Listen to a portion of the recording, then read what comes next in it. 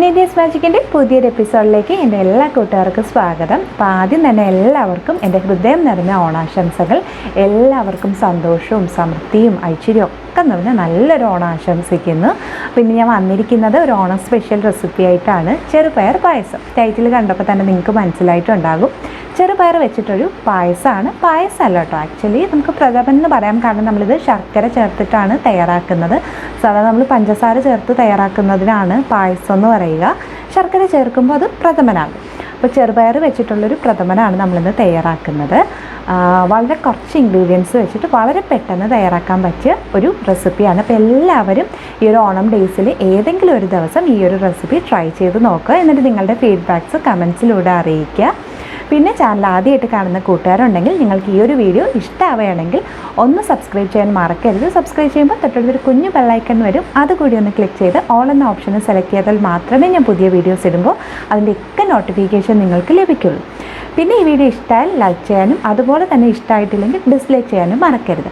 അപ്പോൾ നമുക്ക് നോക്കാം എങ്ങനെയാണ് ഈ ഒരു ചെറുപയർ പായസം തയ്യാറാക്കുന്നതെന്ന്.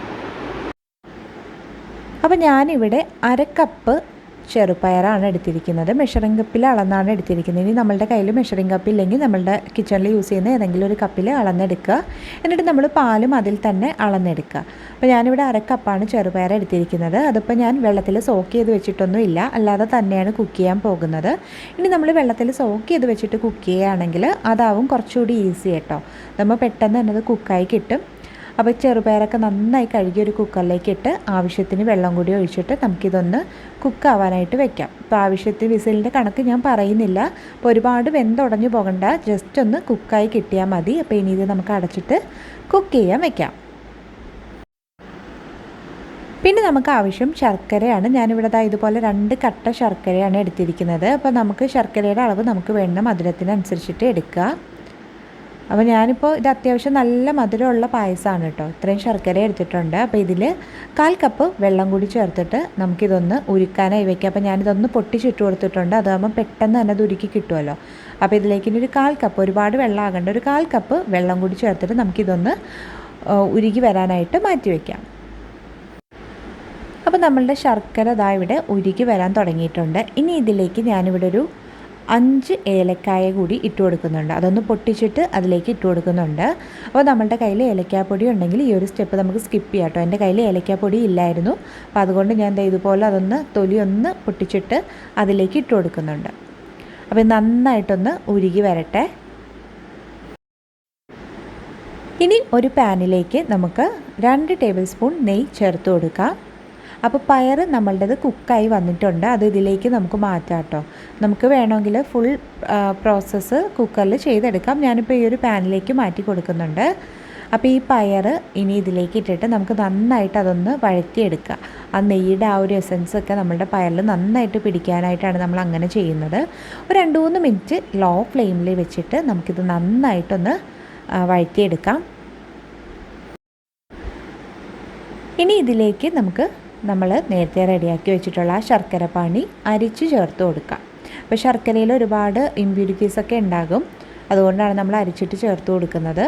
അതുപോലെ തന്നെ നമ്മൾ ചേർത്ത ഏലക്കായുടെ തോടൊക്കെ നമ്മളിതുപോലെ അരിക്കുമ്പോൾ അരിപ്പയിൽ കിട്ടും കേട്ടോ. അപ്പോൾ ഏലക്കാപ്പൊടി ഇല്ലാത്തവർക്ക് ഇങ്ങനെ ചെയ്തെടുക്കാതാവുമ്പോൾ നമുക്ക് ആ ഏലക്കയുടെ ആ ഒരു എസൻസ് കിട്ടുകയും ചെയ്യും. അപ്പോൾ ശർക്കരപ്പാനി ഫുള്ളായിട്ട് ഞാൻ അതിലേക്ക് ഒഴിച്ചു കൊടുത്തിട്ടുണ്ട്. കണ്ടോ, ഏലക്കായുടെ തോട് കണ്ടോ. അപ്പോൾ നമ്മൾ ശർക്കരപ്പാനി ഒഴിച്ചിട്ട് നമുക്കിനി ഒരു 3-4 മിനിറ്റ് നന്നായിട്ട് അതൊന്ന് മിക്സ് ചെയ്തെടുക്കാം. ഒരു മീഡിയം ഫ്ലെയിമിൽ വെച്ചിട്ട് നന്നായിട്ടൊന്ന് ഇളക്കി യോജിപ്പിച്ച് കൊടുക്കാം. അപ്പോൾ ശർക്കര വയ്ക്കുമ്പോൾ നന്നായിട്ട് കുറുകി വരാൻ തുടങ്ങിയിട്ടുണ്ട്. അപ്പോൾ നന്നായിട്ട് അതൊന്ന് കുറുകി വരണം കേട്ടോ. അതിന് ശേഷമാണ് നമ്മൾ ഇതിലേക്ക് പാൽ ആഡ് ചെയ്ത് കൊടുക്കുന്നത്. ശർക്കരപ്പാനി നന്നായിട്ടൊന്ന് കുറുകി വരുമ്പോഴേക്കും നമുക്കിതിലേക്ക് പാൽ ചേർത്ത് കൊടുക്കാം. ഞാനിവിടെ 1/2 ലിറ്ററാണ് പാൽ ചേർക്കുന്നത്. പാക്കറ്റ് പാലാണ് കേട്ടോ ഞാൻ ചേർക്കുന്നത്. നമുക്ക് പശുവിൻ പാൽ അവൈലബിൾ ആണെങ്കിൽ അത് ചേർത്ത് കൊടുക്കാം. അതല്ല തേങ്ങാപ്പാലാണെങ്കിൽ അത് ചേർത്ത് കൊടുക്കാം.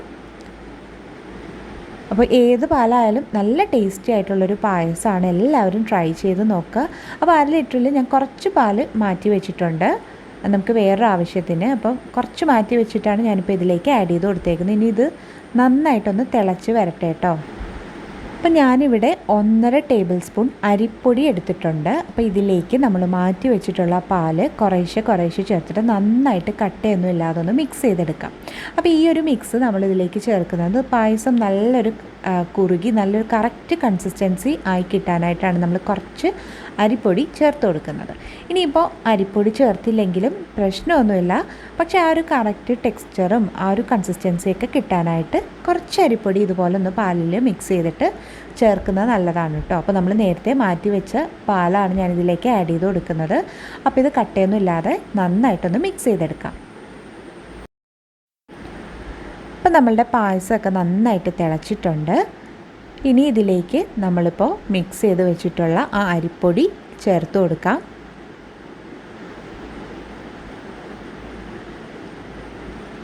ഇപ്പോൾ ലോ ഫ്ലെയിമിൽ വെച്ചിട്ട് തന്നെ അരിപ്പൊടി ചേർത്ത് കൊടുക്കുക, ഇല്ലെങ്കിൽ ചിലപ്പോൾ അത് പെട്ടെന്ന് തന്നെ അടുക്കി പിടിക്കാൻ ചാൻസ് ഉണ്ട്. അപ്പോൾ നന്നായിട്ടൊന്ന് മിക്സ് ചെയ്ത് കൊടുക്കാം.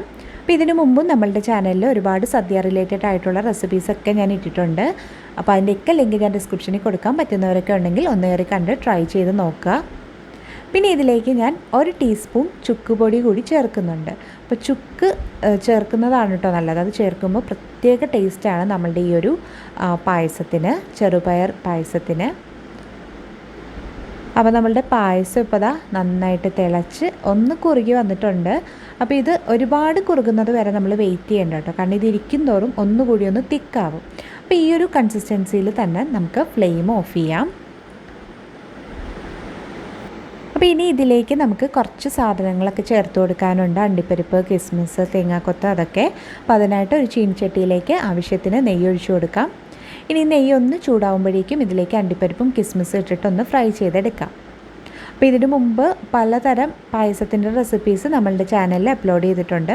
അതിൻ്റെ ലിങ്ക് ഞാൻ ഡിസ്ക്രിപ്ഷനിൽ കൊടുക്കാം കേട്ടോ. സെമിയ പായസം, അതുപോലെ തന്നെ നുറുക്ക് ഗോതമ്പ് പായസം, ഈസി ആയിട്ട് തയ്യാറാക്കാൻ പറ്റിയ ഒരു പാലടയുടെ റെസിപ്പി, അതൊക്കെ ഞാൻ അപ്ലോഡ് ചെയ്തിട്ടുണ്ട്. പറ്റുന്നവരൊക്കെ ഉണ്ടെങ്കിൽ ഒന്ന് കയറി കണ്ട് ട്രൈ ചെയ്ത് നോക്കുക ഈ ഓണത്തിന്.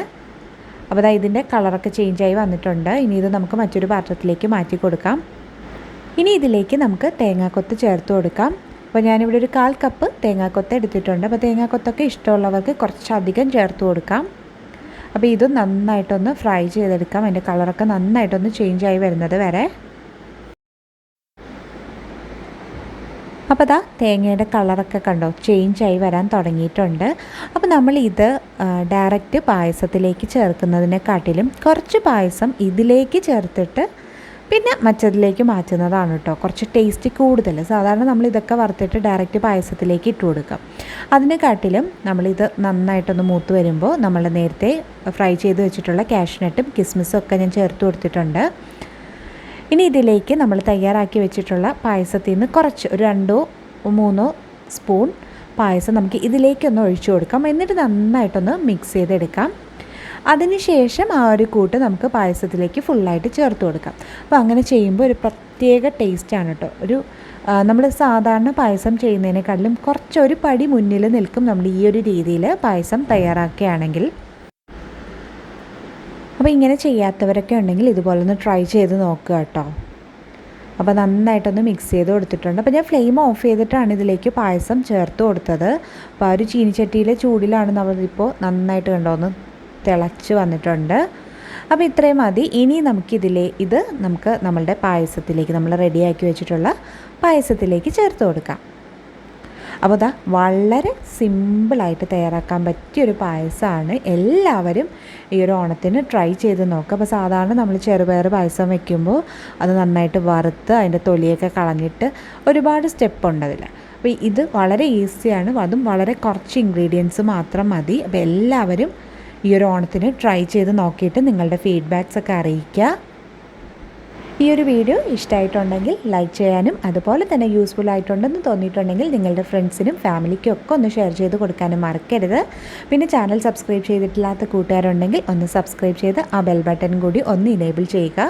എങ്കിൽ മാത്രമേ ഞാൻ പുതിയ വീഡിയോസ് ഇടുമ്പോൾ അതിൻ്റെയൊക്കെ നോട്ടിഫിക്കേഷൻ നിങ്ങൾക്ക് ലഭിക്കുള്ളൂ. മറ്റൊരു നല്ല റെസിപ്പിയുമായി നമുക്ക് വീണ്ടും കാണാം. അതുവരെ thank you, bye, thanks for watching.